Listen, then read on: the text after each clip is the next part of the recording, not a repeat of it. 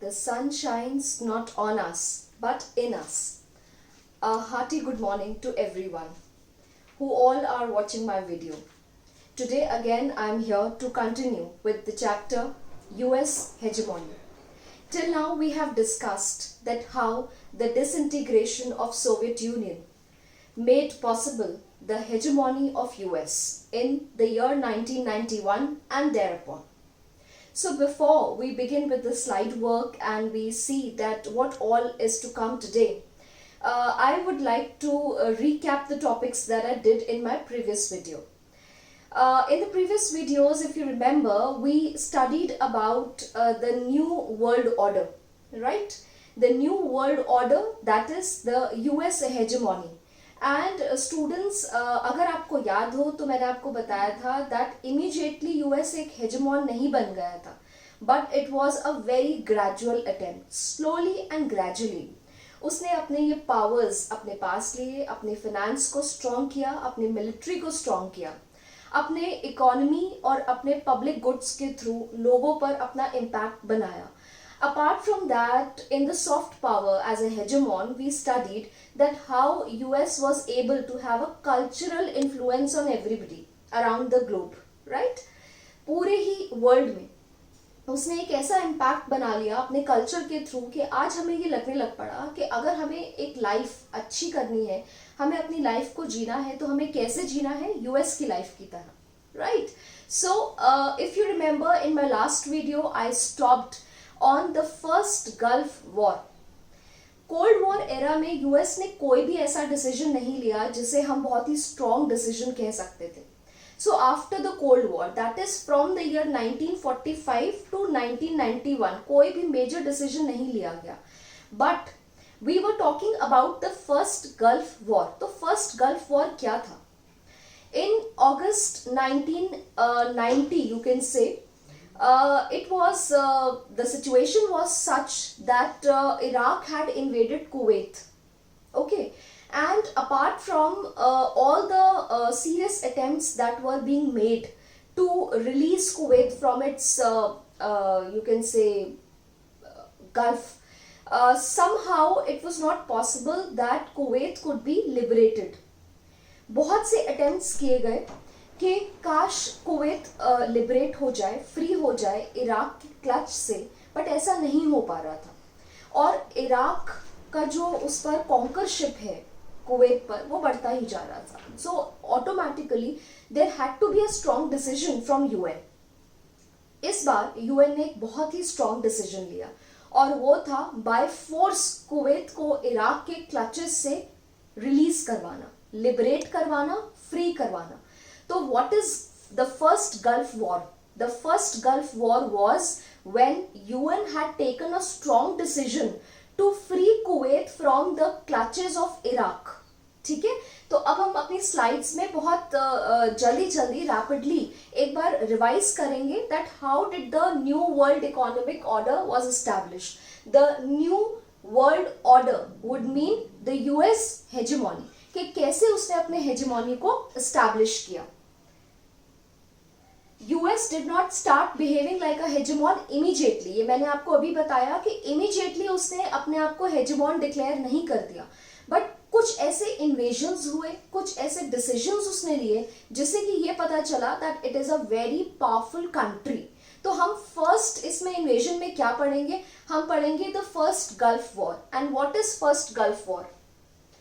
In 1990, in August 1990, Iraq invaded Kuwait, rapidly occupying and annexing it. If you remember in my last video also, I told you the word annex would mean हथियार लेना, control कर लेना जबरदस्ती.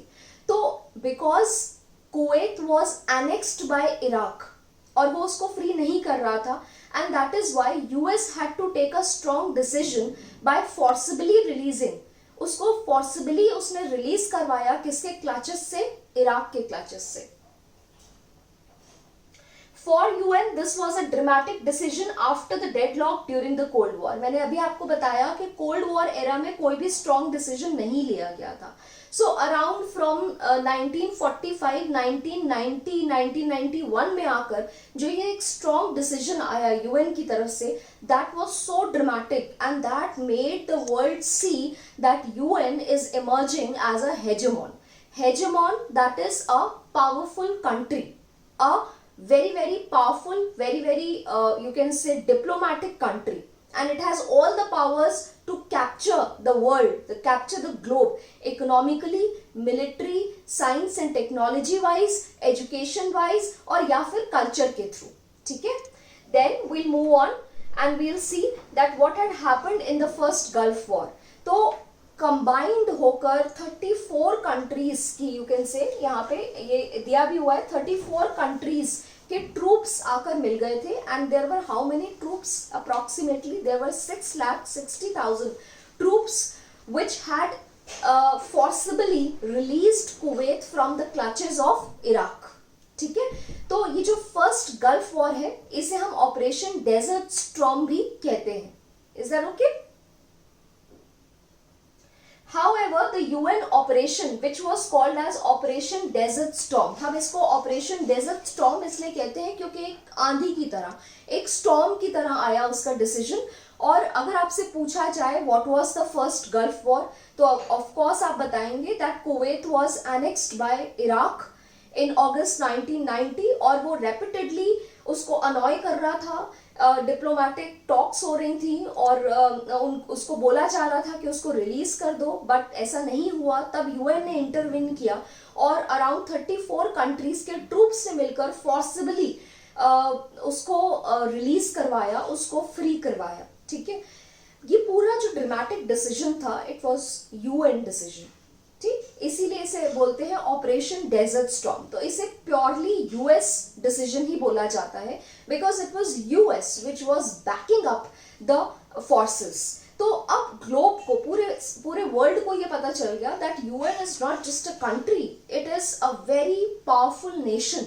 और उसका military इतना strong है कि अगर 12 कंट्रीज भी अपना मिलिट्री मिलाकर उसको दे दें, then also they will not match the military strength of UN. ठीक है, so it was this particular Operation Desert Storm that is the first Gulf War. तो आपको दोनों तरीके से पूछा जा सकता है what had happened in the first Gulf War. तो फर्स्ट गल्फ वॉर में क्या हुआ था? In August 1990 Kuwait was invaded by Iraq.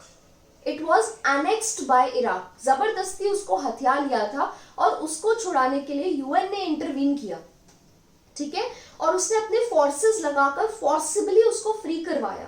Around कितने ट्रूप्स लगे थे? 6,60,000 ट्रूप्स लगे थे 34 कंट्रीज के, और वो फ्री हो गया. ये जो डिसीजन था इसको यूएस ड्रामेटिक डिसीजन इसलिए बोला जाता है because wholly and solely UN was responsible for it.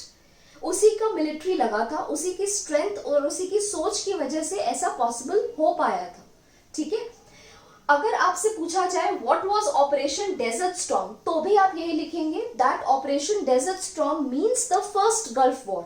ठीक, और फिर आप उसको थोड़ा आंसर को थोड़ा और एक्सटेंड कर देंगे और आप उसमें लिखेंगे that this particular UN operation which was called as Operation Desert Storm was overwhelming American. इसको अमेरिकन इसलिए बोला जाता है because the idea behind this invasion was purely American.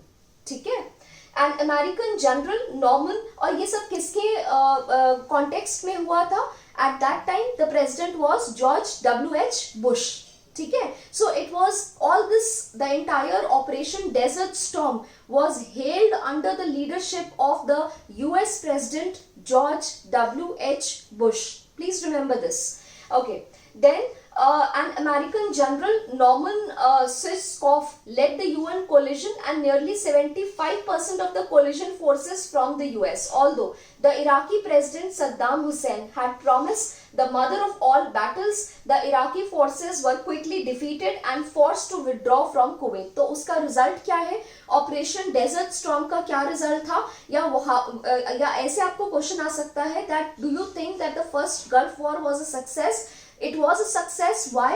Because US was able to win over the thought that it had come up with. जो वो चाहता था वो उसने कर दिखाया. That means it was able to free Kuwait from the clutches of Iraq. ठीक है?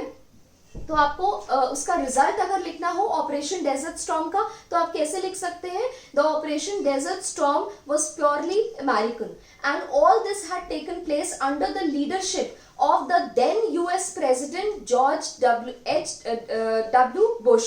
Okay, and one more thing you need to remember here, that this particular invasion, this particular operation was called as Desert Storm क्योंकि ये एक desert storm की तरह आया.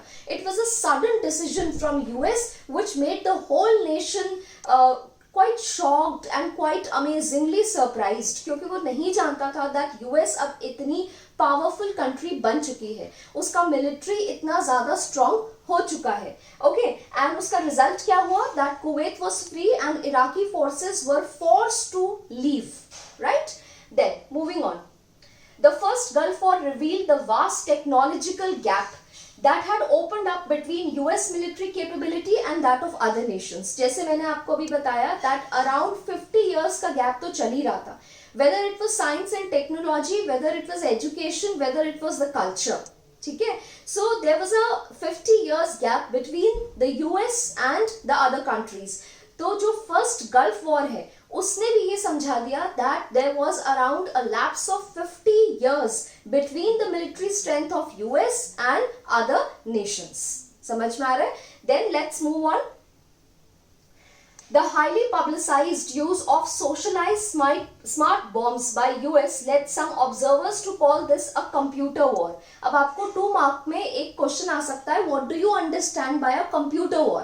तो computer war जो एक टर्म है ये सबसे पहले तब यूज किया गया था when US had started using the smart bombs in this invasion. तो क्योंकि उसने वो स्मार्ट बॉम्ब्स यूज करे थे इस इन्वेजन में, द फर्स्ट गल्फ वॉर या ऑपरेशन डेजर्ट स्टॉर्म, इसे कुछ भी आप कह सकते हो, तो because of the use of those smart bombs by US, it was called as a computer war, यानी कि highly technical war उसको बोला गया था. So the world was amazingly shocked to see that how military of US is so strengthened, और बहुत ही बड़ा gap है US की मिलिट्री में और अदर नेशंस की मिलिट्री पावर में.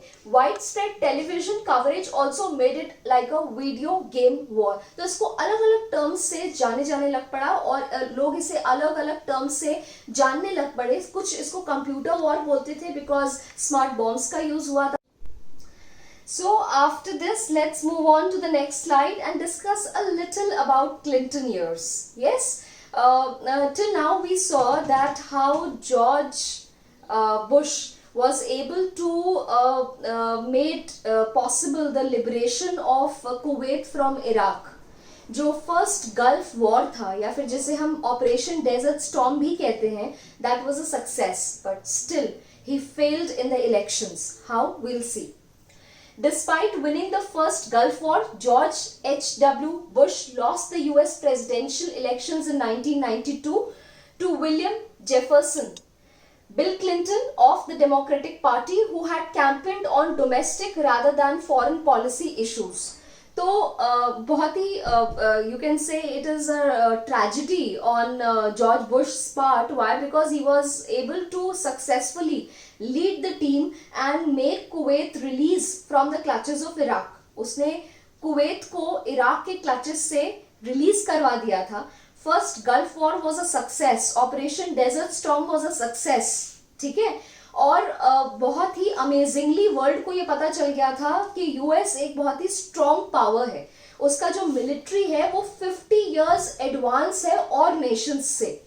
फिर भी जो इलेक्शंस हुए उसमें George Bush was a failure. Why? Clinton was able to persuade the people of US on domestic issues. Clinton ये election इसलिए जीत गया. One of the reasons, the main reasons for the winning of Clinton in these elections to George Bush was that he was supporting on domestic issues. US के लोगों को उसने domestic issues पे ज़्यादा बात करी, ना कि foreign policies पर. And obviously, you know, we'll be more interested in the domestic affairs of our country. हमें अपनी चीज़ों से ज़्यादा मतलब होता है, हमें अपने domestic area से ज़्यादा मतलब होता है और foreign policy से कम. That is a very natural human behavior, right? Then Bill Clinton won again in 1996 and thus remained the president of US for 8 years. तो आपको क्या याद रखना है?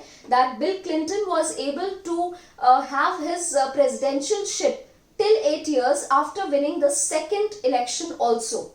The Clinton years, the US had withdrawn into its internal affairs and was not fully engaged in world politics. तो ये जो Clinton years हैं, ये बहुत ही इंपॉर्टेंट है और इस पर एक नोट आ सकता है 4 मार्क का. ये क्यों इंपॉर्टेंट है? There are 2 reasons. Why? Because George H.W. Bush was able to lead his team successfully in Operation Desert Storm.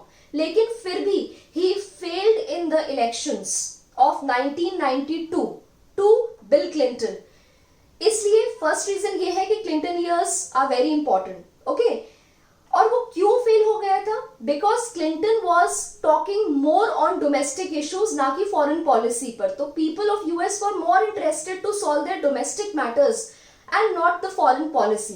First reason तो ये है. अगर आ जाता है आपको कि why Clinton was able to won elections to George H.W. Bush, तो फर्स्ट रीजन क्या है कि क्लिंटन वॉज एबल, और एग्जैक्टली इसका मेन रीजन भी है, that Clinton was able to persuade people on domestic issues of the country and not the foreign policy. तो obviously लोग अपने domestic issues को solve करने में ज़्यादा interested होंगे. Clinton years को हम इसलिए भी important मानते हैं because second time also Clinton was able to win the elections and his presidentialship had continued till 8 years. ठीक है? Then इन क्लिंटन ईयर्स सबसे इंपॉर्टेंट क्या देखा गया कि जितने डोमेस्टिक इश्यूज हैं उन पर फोकस ज्यादा हुआ, ना कि वर्ल्ड पॉलिसी पर, ना कि वर्ल्ड अफेयर्स पर. तो क्लिंटन ईयर्स का एक आप इसको डीमेरिट भी बोल सकते हैं. You can call it as a demerit. One demerit of the Clinton years that during Clinton years US was more focused on its domestic affairs and not on the affairs of world politics. आपको समझ में आ गया? We were talking about the Clinton years. Clinton years क्यों important है? हमने इससे just पहले पढ़ा था ऑपरेशन डेजर्ट स्टॉर्म, जिसको हम फर्स्ट गल्फ वॉर बोलते हैं, जिसमें George H.W. Bush was able, who was the then president of US, was able to release Kuwait from the clutches of Iraq. और ऑपरेशन डेजर्ट स्टॉर्म सक्सेसफुल था. Why? Because Iraq was forced to leave Kuwait. ठीक है? Apart from that, he had not won the elections. He had not won the elections. Why? Because Clinton was able to won the elections. क्यों? उसका main reason ये है that Clinton was able to persuade the people on domestic issues. Clinton ने लोगों को domestic issues solve करने का promise दिलाया, ना कि foreign policy. And people were more interested to solve their domestic issues. अगर आपको एक नोट लिखने को आ जाता है क्लिंटन ईयर्स पर, so you can say that Clinton years are important. Why? Because Clinton was able to not only win the elections of 1992 but for the second time also he was able to win the elections and he ruled for 8 years in continuous order. ठीक है? Apart from that, one demerit of Clinton years was that during these years, during this span of time, US was not much involved in the world politics क्योंकि वो अपने domestic issues पे ज़्यादा ध्यान दे रहा था. Is that okay? So here I'll stop the video and my question for today is that give me the reason that why even after winning Operation Desert Storm, George H.W. Bush lost his elections against Bill Clinton in 1992. Till then, stay tuned, stay well. Thank you so much.